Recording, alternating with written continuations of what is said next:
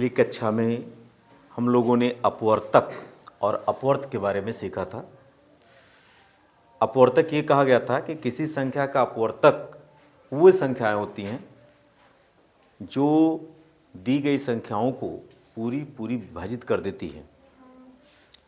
अपवर्त में ये सीखा गया कि किसी संख्या का अपवर्त वह संख्या होती है जो दी गई संख्या का गुणज हो। उस पर आधारित अभ्यास 10A है। 10A का पहला सवाल लिखा है, स्तंभ की संख्याओं का स्तंभ 2 के अपवर्तकों से मिलान करो। स्तंभ 1 में कुछ संख्याएं दे रखी हैं। स्तंभ 1 की संख्याओं को स्तंभ 2 के संख्याओं से मिलान करना है। तो बेटा यहाँ स्तंभ 1 में संख्या लिखी है, यहाँ क्या लिखी है? स्तंभ 1 में संख्या लिखी है ना, और इसके अपवर्तक कहाँ लिखे गए हैं? स्तंभ 2 में। और पहली कक्षा में बताया गया था कि किसी संख्या का अपवर्तक वह होता है जो उस संख्या को पूरी तरह से डिवाइड कर देता है। तो अपवर्तक में दो अपवर्तक तो कन्फर्म हुए थे, एक वह अपवर्तक जो 1 था और दूसरा वह स्वयं संख्या थी। दो तरह की संख्याएं जो थी वो किसी भी दी गई संख्या का अपवर्तक होती है। क्या? एक 1 और एक स्वयं।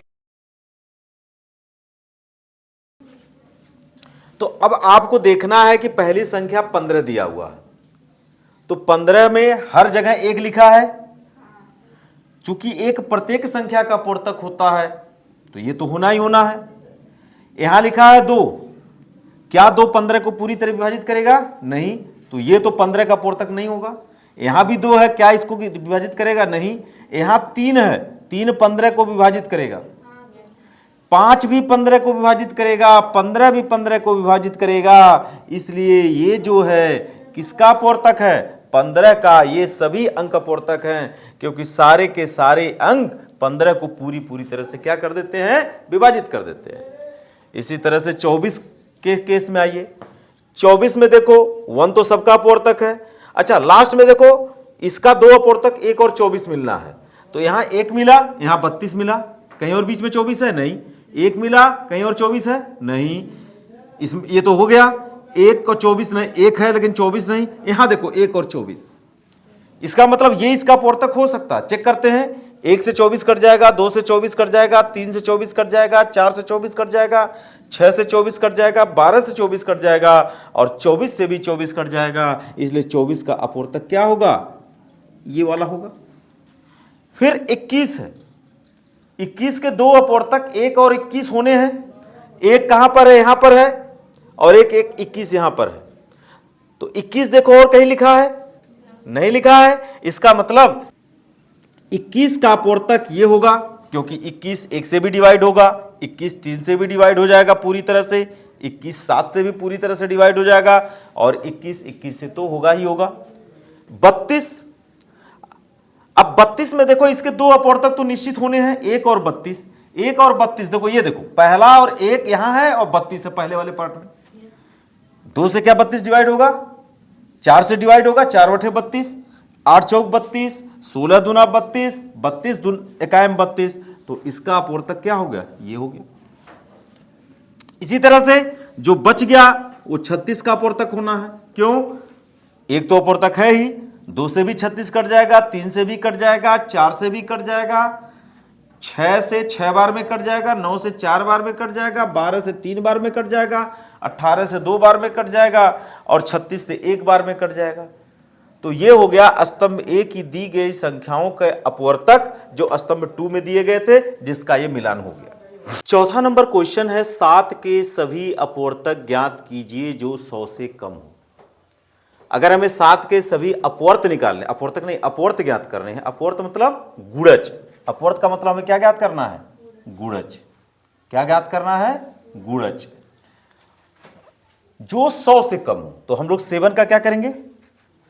7 के गुणज लिखेंगे। तो पहला 7 का गुणज तो 7 ही होगा। 14, 21, 7 का टेबल हम पढ़ते जाएं। 28, 35, 42, 49, 56,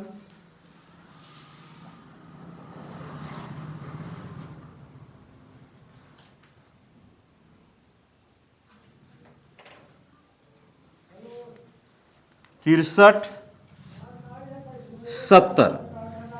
अभी आपने 7 का टेबल पढ़ा। 7 1 जा 7, 7 2 जा 14, 7 3 जा 21, 7 4 जा 28, 7 5 जा 35, 7 6 जा 42, 7 7 जा 49, 7 8 जा 56, 7 9 जा 63 और 7 10 जा 70। अभी 70 तक आपने पहुंचा। आपको कहां से तक लिखना है? 100 से कम लिखना चाहिए। तो इसके बाद अगला क्या हो जाएगा? 77 हो जाएगा। उसके बाद कितना हो जाएगा? 84 हो जाएगा। इसके बाद क्या हो जाएगा? 9 हो जाएगा। इसके बाद हो जाएगा 91 और 99 के बाद हो जाएगा 98 और इसके बाद जो संख्या जाएगी इसका गुणज वह संख्या 100 से ऊपर हो जाएगा। इसलिए यहीं तक आपका क्या हो गया? आंसर हो गया। अगली संख्या क्वेश्चन नंबर 5 ये कहता है 496 के सभी अपवर्तक को लिखिए। 496 के सभी अपवर्तक को लिखिए और दिखाइए कि यह एक संपूर्ण संख्या है। तो बेटा 496 एक बहुत बड़ी संख्या है और इसके जब अपवर्तक लिखना शुरू करोगे तो आप यह देखोगे कि यह किन किन संख्याओं से कटेंगे। तो 496 के अपवर्तक क्या होंगे? के अपवर्तक देखो, सबसे पहला अपवर्तक तो होता है 1। देखो ये 2 से पूरी तरह से कट जाएगा, कटेगा नहीं कटेगा? इसलिए दूसरा इसका अपवर्तक होगा 2। 3 से देखो कटेगा कि नहीं कटेगा? तो 9 4 13 और 13 6 19, 3 से नहीं कटेगा। 4 से देखो 4 1 जा 4, 4 2 जा 8, 4 4 जा 16। तो इसका अपवर्तक क्या हो गया? 4 भी हो गया। क्या ये 5 से कटेगा? नहीं, तो 5 से नहीं कटेगा। 6 से चेक करो तो 6 बटे 48, 1 2 1 6 हुआ 16। तो 16 6 से तो नहीं कटेगा, तो यह भी इसका अपवर्तक नहीं होगा। 7 से 7 7 49, 7 से कटा नहीं। 8 से 8 6 48, 1 और 6 16, 8 दूना 16। इसका अपवर्तक क्या हो गया? 8। 9 से नहीं कटेगा, 10 से नहीं कटेगा, 11 से नहीं कटेगा, 12 से नहीं कटेगा, 13 से नहीं कटेगा। 13 से कटेगा क्या? 12 से देखो 12 चौक 48 और 16 नहीं कटेगा। 13 से नहीं कटेगा, 13 तिया 39 और 6 106 हो गया। 106 13 टेबल में नहीं आता। 14 से नहीं कटेगा, 15 से नहीं कटेगा। 16 से देखो 16 तिया 48, 1 और 6 16 का है 16, 16 से कट गया। इसी तरह से आप 17 18 19 20 21 22 23 24 25 26 27 28 से चेक करते जाओगे, नहीं कटेगा। 30 तक नहीं कटेगा। 31 से देखो जरा, 31 से देखोगे तो 31 दूना 62 होता है। 496 को 31 से काटो जरा, तो 496 को हम लोग 31 से काटते हैं। 31 से कायम 31, 9 में से 1 चला जाएगा 8 और 4 में से 3 चला जाएगा 1। अब 31 का आगे वाला संख्या 6 उतार लेते हैं। 31 का पहाड़ा पढ़ते हैं। 31 का पहाड़ा 6 बार पढ़े। 6 कायम 6, 6 त्रिक 18। तो बेटा ये संख्या 31 से पूरी तरह से कट जा रही है। अगर ये संख्या 31 से कट रही है तो निश्चित ही 62 से भी कटने की संभावना इसकी है। तो 496 को 62 से काटो, तो 62 से 8 बार लेके जाओ। 8 दूना 16 के 6 हाथ में आया 1 और 8 6 48 1 49। तो ये पूरी तरह से कट गया। तो इसका मतलब ये 62 से कट गया। 62 के बाद ये किस संख्या से और कट सकती है? 62 के बाद ये संख्या 124 से कटेगी। किससे कटेगी? आप चेक कर लेना, 124 से भी कटेगी। और 124 के बाद ये संख्या 248 से कटेगी। किससे कटेगी? 248 से। और 248 के बाद यह संख्या 496 से भी पूरी कट जाएगी। तो इस तरह से अगर हम चेक करेंगे 496 को काटने वाली इतनी ही संख्याएं हैं। 1 2 3 4 5 6 7 8 9, कुल कितनी संख्याएं हुई? 10 संख्याएं हुई। इसके अपवर्तक कितने हुए? 10 हो गए और प्रत्येक अपवर्तक को यहां पे लिखा गया है। इस प्रश्न में लिख रखा है कि दिखाइए कि यह एक संपूर्ण संख्या है। तो सबसे पहले हम लोग सीखेंगे संपूर्ण संख्या होती क्या है। संपूर्ण संख्या होती क्या है? तो बेटा अगर किसी संख्या के सभी अपवर्तकों का सम, किसी संख्या के सभी अपवर्तकों का सम माने योगफल दी गई संख्या का दूना हो जाए। ध्यान दो, किसी संख्या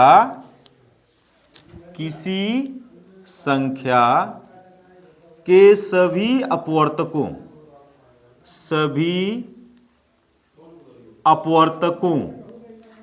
का योगफल दी गई संख्या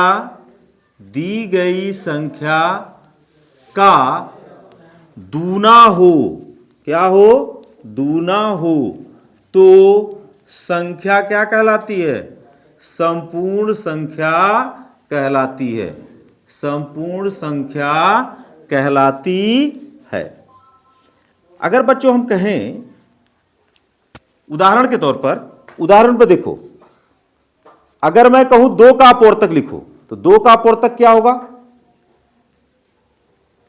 2 का अपवर्तक क्या होगा? 1 होगा और 2 होगा। होगा कि नहीं होगा? अब इन अपवर्तकों को जोड़ो, 1 और 2 को जोड़ोगे तो कितना होगा? 1 धन 2 3 होगा। क्या 3 2 का दूना है? क्या 3 2 का दूना है? नहीं है ना, इसलिए यह एक संपूर्ण संख्या नहीं है। चूंकि इन दोनों अपवर्तकों का योग 2 का दूना नहीं है, इसलिए यह एक संपूर्ण संख्या नहीं होगा। इसी तरह से अगर मैं 12 ले लूं तो 12 का अपवर्तक क्या होगा? 12 का अपवर्तक होगा, पहला क्या होगा? 1, फिर 2, 12 का अपवर्तक 2 होगा, फिर 3 होगा, फिर 4 होगा, फिर 6 होगा, फिर 12 होगा। अगर हम इन सारे संख्याओं को जोड़ लें, सारे अपवर्तकों को जोड़ लें, सारे अपवर्तक को जोड़ेंगे तो कितना होगा बेटा? 12 6 18, 18 4 22, 22 3 25, 25 2 27 और 1 28। तो ये हो गया 28। क्या यह संख्या जो है 12 का दूना है? नहीं है ना, तो यह भी जो होगा संपूर्ण संख्या नहीं होगा और न ही 2 संपूर्ण संख्या होगी। इसी क्रम में अगर हम लोग एक संख्या लें 6, सपोज कर लें एक संख्या क्या ले लें? 6, तो 6 का अपवर्तक बताओ क्या होता है? 6 का अपवर्तक क्या क्या हो सकता है? 1 2 3 6। अब जोड़ो तो 6 3 9, 9 2 11, 11 1 12। अब बताओ 6 का दूना ये है कि नहीं? 6 में 2 का गुणा करोगे 12 मिलेगा। इसका मतलब 6 एक संपूर्ण संख्या है। 6 क्या है? संपूर्ण संख्या है। इसी तरह से अगर एक कोई और संख्या लो, मान लो हमने ले लिया 28। 28 का अपवर्तक बताओ तो जरा। 28 के अपवर्तक में क्या होंगे? सबसे पहला तो 1 ही होगा, फिर 2 होगा, फिर 4 होगा, 5 नहीं होगा, 6 नहीं होगा, 7 होगा, 8 नहीं होगा, 9 नहीं होगा, 10 11 12 13 14, 14 होगा और 14 के बाद क्या होगा? 28 होगा। अब जरा इन सबको जोड़ो, 2 1 3 3 4 7 7 7 14, 14 और 14 28 और 28 28 56। इनका योग कितना है? 56 और 28 का दूना कर दोगे तो क्या आ जाएगा? 56। तो जब अगर 28 का दूना 56 आ जाता है तो हम कह देंगे 28 एक संपूर्ण संख्या है। तो अब हमें अगर यहां दिखाना है कि 496 एक संपूर्ण संख्या है तो हमें सारे अपवर्तकों का क्या निकालना होगा? योग निकालना होगा। क्या निकालना होगा? योग। तो अपवर्तकों का योग हम यहां निकालें तो योग माने क्या? सबको जोड़ना है। 1 प्लस 2 प्लस 4, सारे अपवर्तक को जोड़ो, plus 16 plus 31 plus 62 plus 124 plus 248 plus 496। जब इन सबको जोड़ोगे तो इन सब का जोड़ आएगा 992। आप जोड़ो, सब अंकों को जोड़ लो तो जोड़ कितना आएगा 992। आया कि नहीं आ गया? अब बताओ, ये तो 992 आ गया, अगर इसका खंड करो तो इसको लिखा जा सकता है 496 गुणे 2। देखो 6 दूना 12 के 2 हाथ में आया 1, 9 दूना 18 को 19 9 हाथ में आया 1, 4 दूना 8 1 9। तो इसका मतलब 496 का दूना करने पर यह आ गया। तो कह सकते हैं अतः 496 एक संपूर्ण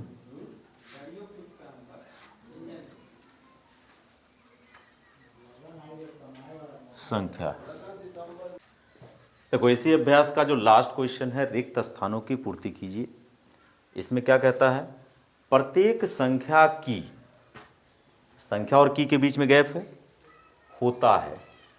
क्या होता है? प्रत्येक संख्या की, प्रत्येक संख्या, प्रत्येक संख्या, प्रत्येक संख्या जो होता है वह स्वयं की अपवर्तक होती है। प्रत्येक संख्या खुद की, स्वयं की अपवर्तक होती है। तो यहां पे क्या भरा जाएगा? स्वयं की अपवर्तक होता है। देखो बेटा 28 है तो 28 का अपवर्तक है कि नहीं? 5 है तो 5 का अपवर्तक है कि नहीं है? क्योंकि 5 5 से खुद कट जाएगा। प्रत्येक संख्या खुद से कट जाने के कारण वह संख्या खुद की अपवर्तक होती है। दूसरा कहता है प्रत्येक संख्या का पूर्ण विभाजक, प्रत्येक संख्या का पूर्ण विभाजक। प्रत्येक संख्या का मतलब अगर किसी संख्या को कोई संख्या पूरी तरह से विभाजित कर देती है तो उसका क्या कहलाता? अपवर्तक कहलाता है ना। तो यहां पे क्या भरा जाएगा? अपवर्तक। प्रत्येक संख्या का पूर्ण विभाजक उसका अपवर्तक होता है। हुआ कि नहीं हुआ?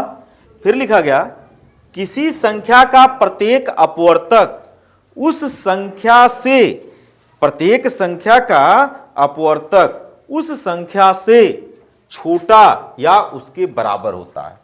देखो किसी संख्या का जब अपवर्तक निकालते हो, जैसे आपने मान लिया 6 का अपवर्तक निकाला, तो 6 का अपवर्तक निकाला तो 6 का अपवर्तक क्या आया था? 1 आया था, 2 3 6 आया था। तो किसी संख्या का प्रत्येक अपवर्तक उस संख्या से, दी गई संख्या से या तो छोटा होता या तो उसके बराबर है कि नहीं। सारे अपवर्तक 6 से छोटे हैं कि नहीं है और 6 के बराबर है कि नहीं है। तो वही लिखा गया उस संख्या से छोटा या उसके बराबर होता है। फिर लिखा गया प्रत्येक संख्या अपने अपवर्तक का क्या होता है? गुणज होता है। बेटा यहां पे क्या भरा जाएगा? गुणज। गुणज भरो या भरो अपवर्त। क्या भर दो? अपवर्त। क्यों? क्योंकि प्रत्येक संख्या अपने अपवर्तक का गुणज होता है। जैसे देखो यह संख्या 2 का गुणज है कि नहीं? 1 का गुणज है कि नहीं? 1 में 6 गुणा कर दोगे 6 मिल जाएगा। 2 में 3 का गुणा कर दोगे 6 मिल जाएगा। 3 में 2 का गुणा कर दोगे 6 मिल जाएगा। 6 में 1 का गुणा कर दोगे 6 मिल जाएगा। तो जितने भी अपवर्तक हैं उसमें किसी न किसी संख्या का गुणा कर दोगे तो यह संख्या मिल जाएगी। इसका मतलब क्या हुआ? प्रत्येक संख्या अपने अपवर्तक का एक गुणज होता है। फिर अगला में लिखा है 78 के अपवर्तक बताओ। तो अपवर्तक तो आप लोग निकाल सकते हो। पहला अपवर्तक तो इसका 1 होगा क्योंकि 1 से कट जाएगा। फिर 2 होगा, 2 3 6, 2 3 6, 2 9 18, 2 से भी कट जाएगा। 3 से चेक करो, 3 दूना 6 और 3 6 18, ये 3 से भी कट जाएगा, इसलिए इसका एक अपवर्तक 3 हुआ। 4 से देखो तो 4 एकायम 4, 3 8 38 हुआ। 4 से नहीं कटेगा, 5 से नहीं कटेगा, 6 से कट जाएगा, 6 कायम 6 1 8, 6 3 18, 6 से कट गया। 7 से नहीं कटेगा, 8 से नहीं कटेगा, 9 से नहीं कटेगा, 9 8 72, 9 9 81 हो जाता है। 10 से नहीं कटेगा, 11 से नहीं कटेगा, 12 से नहीं, 12 से कटेगा, 12 से नहीं कटेगा, 12 से भी 12 से नहीं कटेगा, 13 से कटेगा, 13 6 78 और 13 से कट गया तो 13 से कट गया तो 26 से भी कट जाना चाहिए। तो 6 3 18, 26, 20 3 60, 6 3 18, 26 से कट जाएगा। और 26 से कटने के बाद 26 का दूना, 26 का दूना क्या होता है? 26 का दूना तो बहुत अधिक हो जाएगा, उससे नहीं कटेगा। 39 से कट जाएगा, देखो 39 से कट जाएगा और 78 से तो कटेगा ही। ये सारे क्या हो गए? उसके अपवर्तक हो गए। तो इस तरह ये अभ्यास हो गया 10।